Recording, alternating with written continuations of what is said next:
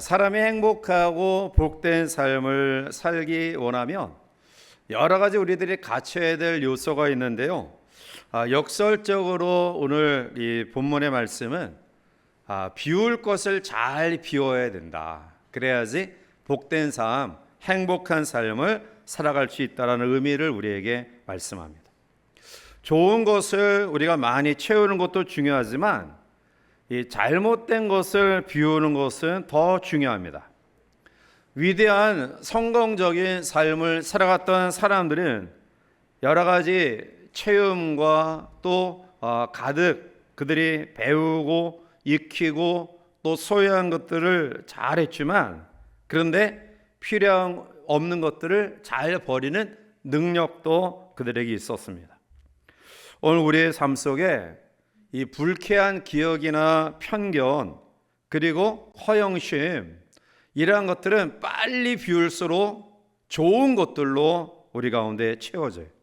그런데 이러한 마음들로 가득 차 있으면 좋은 것들이 우리 가운데 들어올 만한 여백이 없어서 결국 그러한 것들의 지배를 받을 수밖에 없습니다. 믿음이 뭐냐? 믿음은 잘못된 것을 버리고 예수 중심적 삶과 정신을 채우는 것이 바로 믿음이에요. 그래서 믿음이 좋다라고 하는 그런 평가의 기준은 얼마나 예수님과 근접한 그런 언어, 또 생각, 삶을 가지고 있느냐에 따라 달려 있어요. 그런데 오늘 우리는 하나님이 버려라라는 것들은 왜 그렇게 버리기가 싫죠? 반대의 그런 본성을 가지고 살아가고 있어요. 그러나 이러한 본성을 이겨내야 돼요. 컴퓨터에 쓸데없는 파일들을 지우지 않으면 처리 속도가 느려져요. 그처럼 우리의 나아가는 믿음의 진보의 삶에 나아가는 여러 가지 요소들을 가로막는 잘못된 생각, 또 편견, 이러한 욕심, 마음들은 과감히 청산해야 돼요. 이러한 불필요한 것들을 자꾸 비울 때 그 사람은 좋고 아름다운 것으로 채워지고요, 그 삶이 성공적인 또 승리의 삶의 가능성이 많아지는 거예요. 자, 그런데 인터넷 시대에서 가장 성공적인 요건 가운데 하나는 기동성이에요.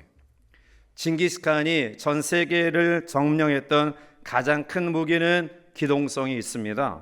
그는 군사 한 명당 7마리의 그러한 것들을 몰고 다니면서 1시간 동안 말을 탄 후 아주 가차없이 적진을 휘짓고 다니고, 그 다음에 말이 지치면 또 다른 말로 가로타고 순식간에 적진을 점령하고 초토화 만들어요. 그래서 그 당시에 인구 200만의 군사 10만 명에 불과한 그 정예 병사들을 가지고 이 기마병들을 통해 세계를 제파하는 놀라운 능력을 이룰 수 있었죠.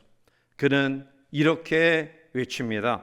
나는 버릴 것을 버리고 극복함으로 세계의 왕이 되었다. 그렇습니다. 오늘 우리의 삶에 영적으로 기동성 있는 삶을 살기 위해서는 잘못된 것들을 털어버려야 돼요.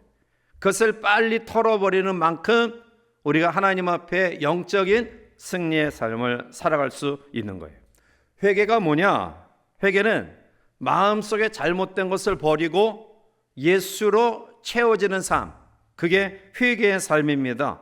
결국 버릴 것을 잘 버리는 삶이 축복의 가능성을 더 크게 하는 삶이라는 거죠.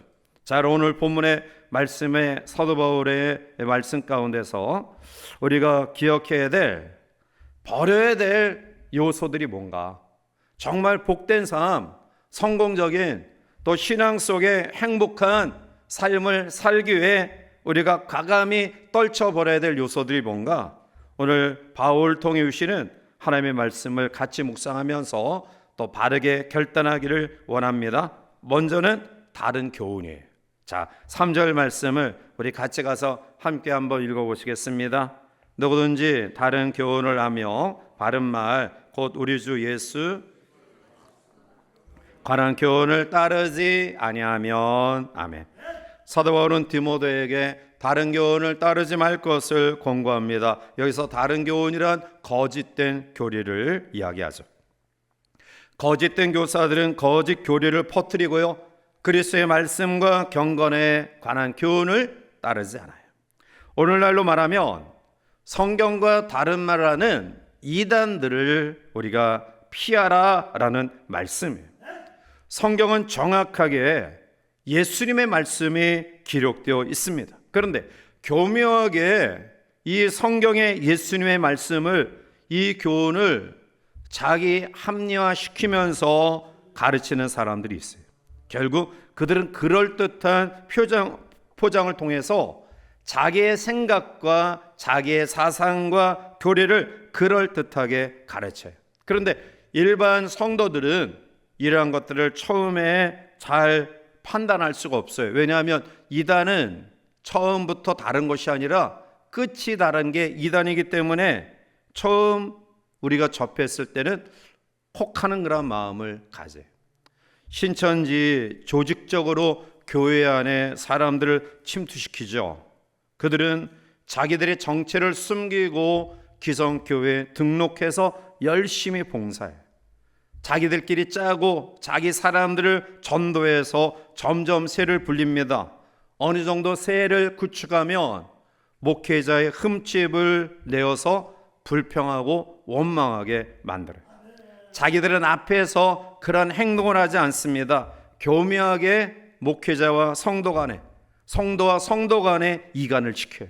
결국 분열시키고요. 그래서 거기에서 상처받은 기존 교인들이 다 나가고 자기들끼리 남아서 그 교회를 접수해. 이게 신천지의 산 옮기기 작전이에요. 사랑하는 성도 여러분, 우리가 다른 사람을 쉽게 이단으로 정죄하는 것도 조심해야 되지만, 그러나 바른 판단을 통해서 다른 교훈을 가르치는 이단을 우리가 더욱더 피해야 될 줄 믿습니다. 그런데 우리의 심리는 묘해서 우리가 정상적인 그런 이야기, 또 우리가 흔히 들을 수 있는 그런 이야기들은 별로 호기심을 갖지 않아요. 아주 이상 야릇한 이러한 잘못된 사상에 관심을 갖는 경우가 많죠. 예를 들면 의사가 수많은 환자를 돌본 경험을 가지고 여러 가지 의학적으로, 과학적으로 증명된 치료의 방법과 또 이제 발달된 약물을 통해서 이러한 과정을 거쳐야 됩니다 라고 권고하는데요. 그런데 그 말을 믿지 않고요, 이웃집 아줌마가 자연요법에 대해서 이야기하면 거기에 혹해. 된장에다 밀가루 섞어가지고 발랐더니 암이 났대. 그게 상식적인 일이에요? 자연요법 많이 이야기하는 사람들 굉장히 의심쩍어요. 자, 성경은 우리에게 바른 그러한 교훈, 그것이 익숙하고 늘 들었던 그러한 말씀이지만, 그러나 그것이 수많은 신학자들과 또한 정상적인 교회 속에서 목회자들이 이러한 부분들을 같이 묵상하고 또 오랫동안 체계적으로 세운 그런 말씀들. 자, 그래서 신학을 전공하고 많은 경험과 그리고 신앙적 토대 위에 이것이 이러한 말씀입니다, 이러한 의미를 가지고 있습니다 라는 그런 말을 우리가 믿어야 되는데요. 그런데 그러한 말보다 다른 혹한 말들을 더 많이 듣는 경우가 있어요. 저는 교회에 목양하는 목회자들은 어려서부터 신앙을 했던 사람들 가운데 그 과정에서 성장한 사람들이 목회자가 되어야 된다고 저는 생각해요. 물론 중간에 어떤 은혜를 받고 또 큰 사역을 감당하는 분들이 계셔요. 이런 분들은 사실은 어떤 일반 교회를 담임하는 목회보다는 이 부흥사나 이런 것들이 더 좋을 것 같아요. 뭐 선교사나 정말 열악한 그런 환경 가운데 또 하나님의 초자연적인 기적을 통해서 그 지역을 변화시키는 이러한 데에 어떤 중간에 하나님 앞에 회개하고 큰 체험을 가지고 변화돼서 이 믿음을 가지고 또 신학을 한 그러한 사람들이 또 거기에 더 맞지 않을까 이런 생각을 해요. 자, 오늘 바울은 우리가 익숙히 들었던 그러한 말씀, 또 그리스도 예수의 말씀에 근거한 진리가 아닌 우리를 혹하게 하는 다른 교훈을 따르지 마라, 이렇게 우리에게 교훈하고 있어요. 두 번째로는 교만한 마음이에요. 교만한 마음은 빨리 떨쳐버려야 돼요. 자, 4절 넘어가서 우리 함께 보겠습니다. 그는 교만하여 아무것도 알지 못하고 변론과 언쟁을 좋아하는 자니 이로써 투기와 분쟁과 비방과 악한 생각이 나며. 아멘. 자, 교만한 자들은 사실 오늘 4절에 보면 아무것도 알지 못한다, 그렇게 이야기해요. 교만과 무지는 아주 밀접한 관계가 있습니다. 사실 무지하면서 자기들이 잘 모르는데, 그런데 이어서 어떠한 행태를 행하느냐? 변론과 언쟁을 좋아한다. 즉 교만한 사람들은 무지해요. 사실은 성경에 대해서 무지한데, 그런데 그것을 끄집어내어서 변론과 언쟁을 좋아해. 자, 그리고 그들은 4절 마지막 부분에 보면 투기와 분쟁과 비방과 악한 생각이 난다라고 해요. 교만한 사람들은 남을 인정하지 않아요. 남을 높이 평가하지 않습니다. 그렇기 때문에 자기보다 더 낫다라는 의식을 가지면 그 사람에 대해서 금세 투기하게 되고 분쟁을 일삼고, 그리고 더 나아가 비방하게 돼요. 다른 사람이 아무리 좋은 말을 해도 왜곡되게 받아들이고요, 악의적으로 해석해. 악한 생각, 이것은 악한 의심이에요. 순수한 마음, 선하게 바라보는 마음이 아닌 속이 뒤틀려 있는 그런 마음. 아무리 좋은 것도 좋게 받아들이지 아니하고 자기의 교만한 그런 마음에 근거하여 심보가 뒤틀려 있기 때문에 다른 사람의 잘함을 인정하지 않아요. 변론하고 논쟁하고 투기하고 분쟁하고 비방을 일삼는 삶을 살아간다. 자, 그래서 성경은 이러한 교만한 마음을 빨리 떨쳐버려라. 우리 주변에 보면 성경을 조금 안다고 하는 사람들이 이단에 빠지는 경우가 많아요. 근본 원인이 뭘까요? 교회와 목사가 잘못 가르치기 때문일까요? 물론 그런 이유도 있을 수 있습니다. 그런데 가장 큰 이유는 자신의 교만 때문이래요. 내가 만족하지 못한다라는 그러한 자가 당착적인 교만한 마음 때문에 결국은 이단에 쏠리는 경우들이 많아요. 어떤 분은 목사님이 주보에 설교 본문 제목만 하면은 서론, 본론, 결론 깨뚫고 앉아있는 사람이 있어요. 네. 참 힘들어요. 목회하기가 너무 힘들어요. 네. 여러분 적어도 수십 년 동안 교회 생활하신 우리 장로님들과 권사님들은 하면 네. 다 나오잖아. 목사님 이 본문 가지고 어떤 내용을 하겠구나. 그러다 보니까 이상한 그런 말을 하면 솔깃해. 그래서 성경을 잘 해석하고 분석하고 그냥 한 단어 가지고 막 쪼개면 이야, 성경 굉장히 많이 연구했구나, 이렇게 혹 할 수 있다라는 거예요. 그런데 여러분, 신학의 제일 기초는 성경은 통전적이고, 그러니까 어떤 전통과 역사 속에, 그리고 유기적으로 그것을 해석해. 자기 주관적인 체험, 이런 것들을 가지고 쪼개기를 잘한다? 여기에 혹하지 마세요. 성경을 자꾸 쪼개고 분석하고 하면은 결국 사상도 믿음도 가정도 깨지고 말아요. 왜 그러한 사람들이 신학을 싫어할까요? 정상적인 신학의 배경들을 왜 싫어할까? 그것은 자기들의 어떠한 체험적인 그러한 환상이나 계시 가운데 있었던 그런 이야기들을 통전적이지 않으니까, 어떤 역사와 정통과 그리고 수많은 세월의 흐름 속에 그것이 체계적으로 세워진 거라는 것에 어긋나기 때문에 결국 자기가 성경을 가장 많이 안다, 잘 분석하고 잘 해석하고 잘 쪼갠다, 이러한 착각을 가지고 있는 거예요. 로마서 1장 17절, 우리들이 잘 아는 말씀이죠.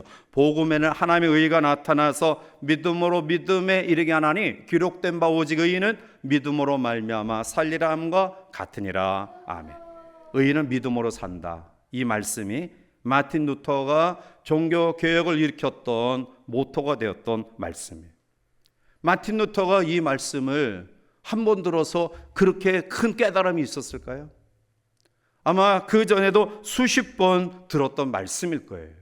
그런데 아주 평범한 믿음의 사람은 의로 산다, 이것은 정당한 우리가 성경적인 근거한 그러한 모습들 아니에요? 의인은 믿음으로 산다. 그런데 어느 순간 그 말씀이 마음속에 부딪힌 거예요. 그리고 이 말씀 속에 종교개혁을 일으키는 원동력이 된 거예요. 오늘 설교 말씀 또 아니면은 주보를 통해서 교육자들이 오늘 이러한 말씀으로 우리에게 설교할 때 다 아는 이야기야, 수십 년 동안 들었던 이야기야, 그렇게 생각하지 마시고요. 하나님, 오늘 밤에, 오늘 시간에, 오늘 예배에 이 말씀이 주신 의미를 깨닫는 은혜를 내게 주십시오. 이게 바른 태도예요. 수없이 들었던 말씀이, 또 수없이 읽었던 말씀이 어느 순간에 나에게 큰 도전과 깨우침과 울림이 된다라는 거예요. 이것이 올바른 신앙의 태도예요. 어떤 분은 교육자들이나 목사님의 설교가 시시해서 차라리 큐티로 신앙을 유지하고 세워가는 게 좋다. 물론 일리가 있어요.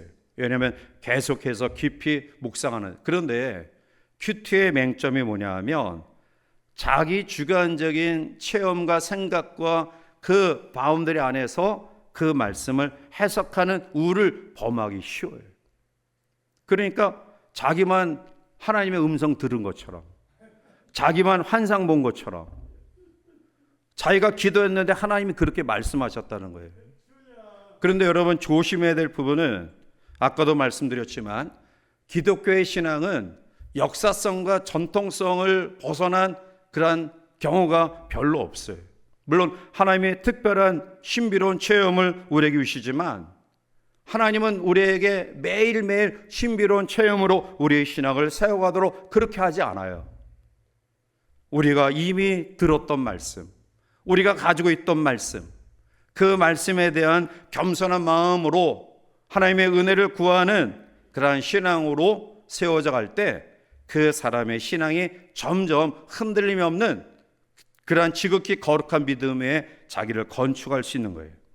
결코 교만한 마음 갖지 말고요, 말씀 앞에 은혜를 사모하는, 이 말씀이 오늘 나에게 어떤 은혜로 다가올까 기대하고 기도하는 그런 믿음으로 날마다 무장하는 우리 모두가 되기를 바랍니다. 세 번째는 욕심이에요. 5절 말씀 넘어가서 우리 함께 보겠습니다. 마음이 부패해지고 진리를 잃어버려 생각하는 자들의 다툼이 일어나느니라. 아멘.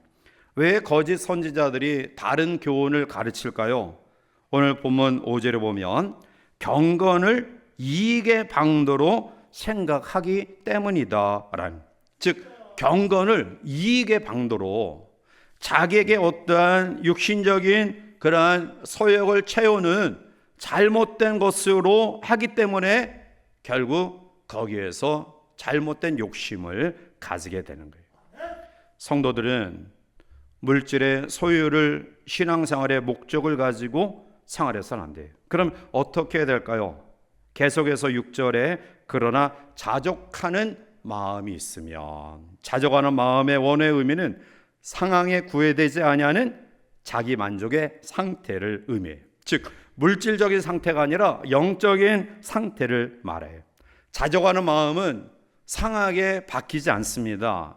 이것은 예수 그리스도로 충족된 마음이기 때문에 적은 것으로도 만족할 수 있어요.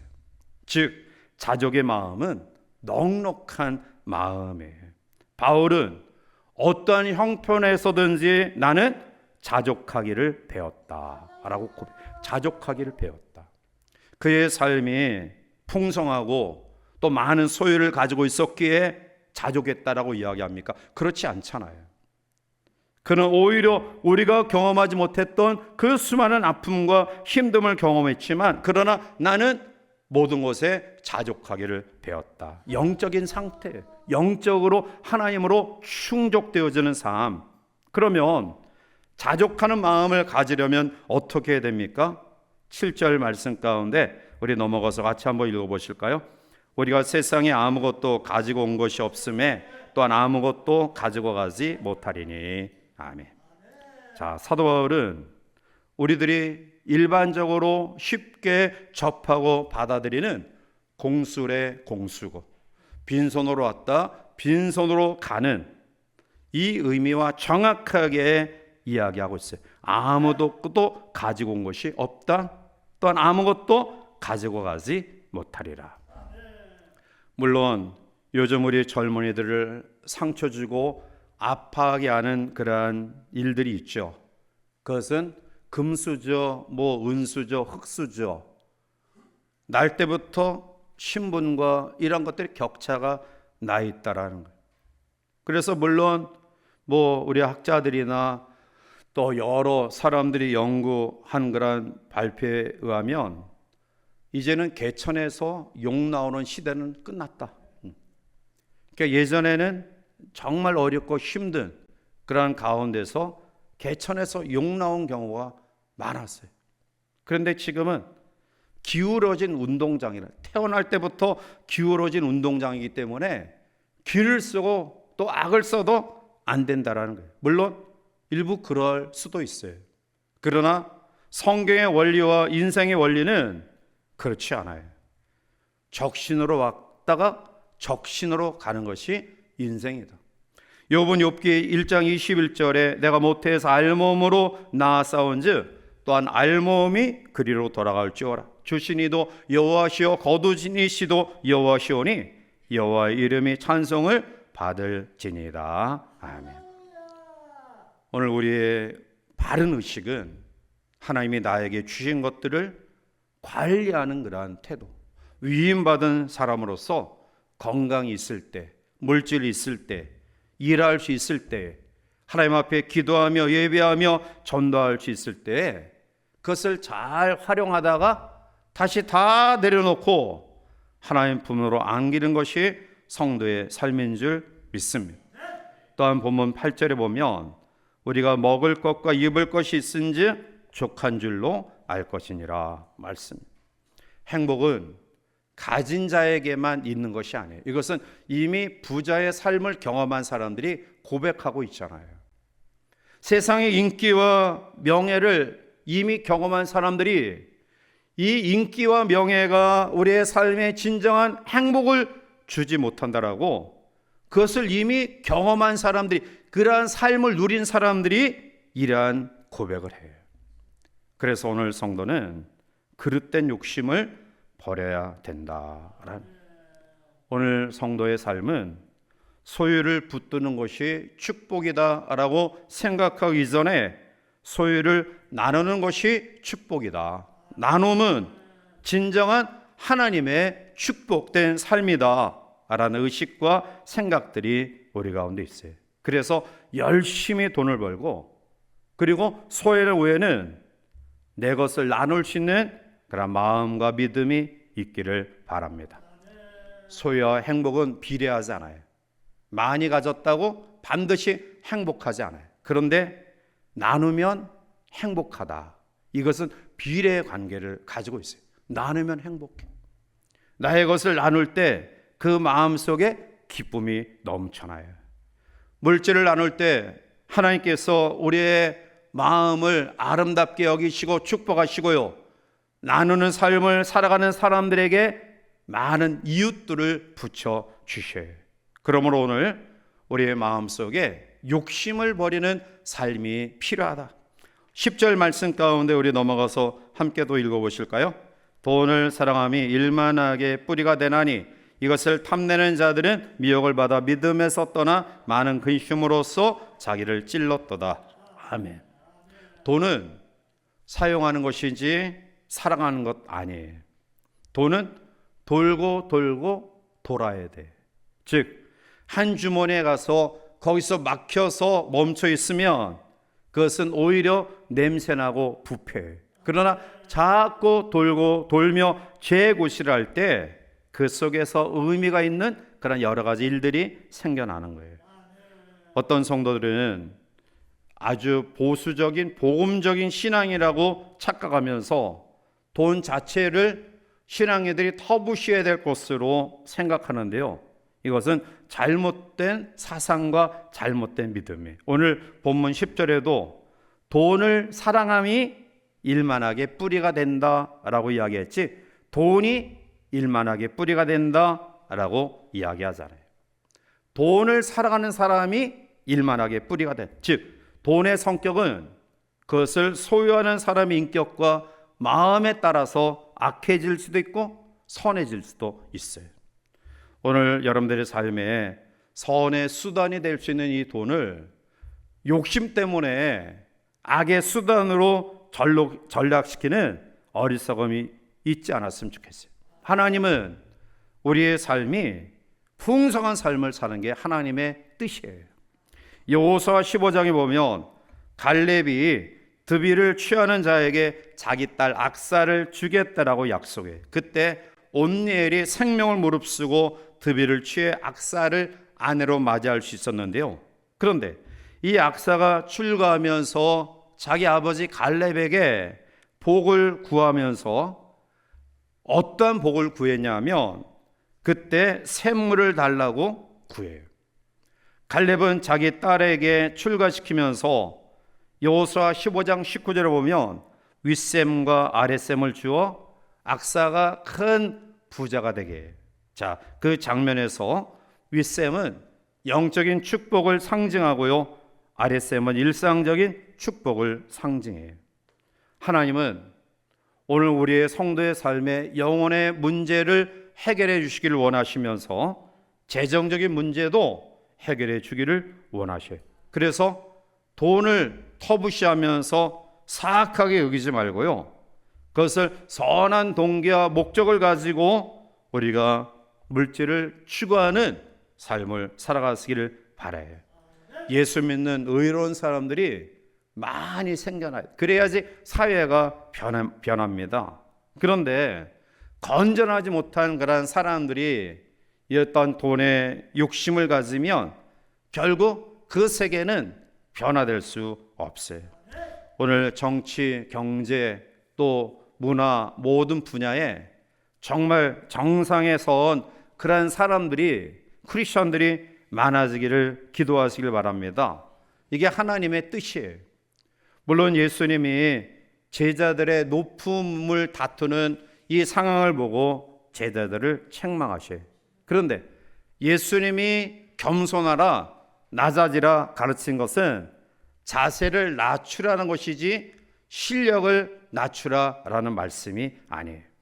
마가복음 10장 43절과 44절에 너희 중에는 그렇지 않을지니 너희 중에 누구든지 크고 자는 자는 너희를 섬기는 자가 되고 너희 중에 누구든지 으뜸이 되고자 하는 자는 모든 사람의 종이 되어야 하리라 라고 말씀해요.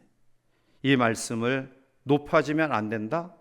이렇게 잘못 오해하는데요. 아닙니다. 높아지려는 목적이 섬김을 받으려 하는 것을 예수님이 책망하고 있는 거예요. 높아진 것 자체를 예수님이 책망하신 것 아닙니다. 즉 동기와 목적을 주님은 보시고 정말 올바른 동기, 올바른 목적을 가지고 부를 추구하고 세상의 명예와 권세를 추구할 것을 이야기하고 있는 거예요. 종이 종을 섬기는 것은 별로 감동이 없어요. 왜냐하면 해야 될 일이니까. 힘이 없는 사람이 뭐 원수를 사랑한다? 물론 그것도 쉽지 않지만 감동이 없어요. 그런데 주인이 종을 섬기면 감동하는. 온유의 의미가 뭐냐? 충분히 보복할 수 있지만 보복하지 않는 마음. 그게 바로 온유예요. 에이브라함 링컨이 그가 이제 정치 일선에서 이제 대통령 선거를 앞두고 그의 그 정적이 굉장히 그 비난해. 우리가 원숭이를 보려면 일리노이주에 가면 원숭이를 볼 수 있다. 링컨이 원숭이 같이 생겼잖아요. 그렇죠? 그러니까 일리노이주에 가면 원숭이를 볼 수 있다는 거예요. 스탠턴 장군이. 그런데 여러분, 링컨이 대통령이 되자 국방장관에 정적인 스탠턴을, 자기를 그렇게 비열하게 모독하고 그리고 자기를 힐난하게 비난했던 그 사람을 국방장관에 임명해요. 다시 말하면 우리나라 정치 상황을 보면 이제 정권을 잡은 여당이 자기를 비난하는 야당 가운데 아주 극렬하게 비난하는 사람을 요직에 세우는 거예요. 이러한 일이 과연 가능할까요? 그런데 여러분, 링컨이 불의의 총격으로 암살당하는 그 현장에 스탠턴 장군이 제일 먼저 가요. 그리고 그는 이렇게 절규합니다. 이 세상에 가장 위대한 지도자가 여기 누워 있다. 사람의 마음을 감동시키는 것은 내가 할 수 없으니까, 내가 어쩔 수 없이 따라야 되니까 따르는 그러한 상태가 아니라 충분히 보복할 수 있고 충분히 내려 깔아 뭉갤 수도 있지만 그렇지 않고 너그러운 마음으로 받아주는, 이게 온유예요. 그게 사람을 변화시키는 오늘 예수님이 우리에게 말씀하시는 의미예요. 높아지는 것, 크게 되는 것, 주님이 그거 책망하지 않습니다. 높아지고 크고자 하는 동기와 목적이 뭐냐라는 거죠. 부자가 되는 일은 결코 세속적인 것이 아니에요. 오늘 여러분들 가정의 자녀손들이 될 수 있으면 의로운 부자가 많이 생겨나기를 바라요. 네, 저는 우리 자녀들과 또 우리 성도를 위해서 그렇게 기도해요. 하나님, 목회자는 물질과 별로 상관이 없으니까 큰 부를 차지할 수는 없지만 우리 자녀들 어떤 기도를 드리냐면, 하나님, 어떤 교회를 섬기든지 그 교회에서 11조 제일 많이 하는 가정 되게 해주세요. 그렇게 기도해요. 좀 그렇게 좀 됐으면 좋겠어요. 그래서 좀 돈 많이 벌어가지고 좋은 일 좀 많이 하고 또 선교 많이 하고, 우리 성도의 가정이 경제적으로 너무너무 힘든, 그래서 정말 마음껏 날개를 피지 못하는 그러한 분들을 보면 너무너무 가슴이 아파요. 그래서 그러한 가정을 위해서 하나님, 저 가정이 좀 빨리 회복이 되고 또 사업이나 또 모든 삶이 좀 빨리 좀 회복돼서 정상적으로 그가 가진 그 마음, 진짜 마음껏 하나님 앞에 봉사하는 놀라운 축복의 은혜가 있게 해달라고 그렇게 기도해요. 여러분, 축복의 권한을 가진 부모 세대, 우리 사랑하는 기성세대가 우리의 다음 세대의 삶을 위해 좀 높아지고 부자가 되고 좀 잘 되는 그러한 것들을 위해 기도하시길 바랍니다. 올바른 목적을 가지고 올바른 동기를 가지고 높은 자리에서 많은 물질과 또 부유한 풍족함 속에 하나님의 일을 감당할 수 있는 그러한 삶을 우리 후손들이, 우리 다음 세대들이 이러한 삶을 살아갈 수 있도록 정말 많이 기도하시고 또 그러한 유산을 물려주는 부모 세대, 기성 세대가 되기를 주님의 이름으로 축복합니다. 오늘 우리의 삶에 채우는 것도 중요하지만 비워야지 채워질 수 있어요. 쓸데없는 거 고집하고 있다가 더 좋은 것들을 체험받는 기회와 시간들을 낭비하지 말기를 바라요. 내 마음속에 거리끼는 것들 빨리 떨쳐버리셔요. 그거 붙잡고 있어봤자 아무런 도움 안 돼요. 버릴 것은 버리고 채울 것은 채우는 그런 믿음의 결단, 회개, 쓸데없는 거 버리고 믿음, 예수로 채우는 그런 은혜가 우리 가운데 있기를 원합니다. 오늘 세 가지 귀한 말씀을 꼭 기억하고요, 잘못된 거짓된 교리, 그러한 교훈 떨쳐버리시고요, 우리의 마음속에 교만한 마음 떨쳐버리시고요, 더 나아가 잘못된 욕심 떨쳐버리고 하나님이 주신 은혜로 충만한 그러한 삶이 되어서 영혼도 잘 되고 또 범사도 잘 되고 강건한 은혜를 통해 하나님을 기쁘시게 드리는 귀한 성도들, 또 우리 다음 세대들, 자녀손들 되기를 주님의 이름으로 간절히 축복해 드립니다.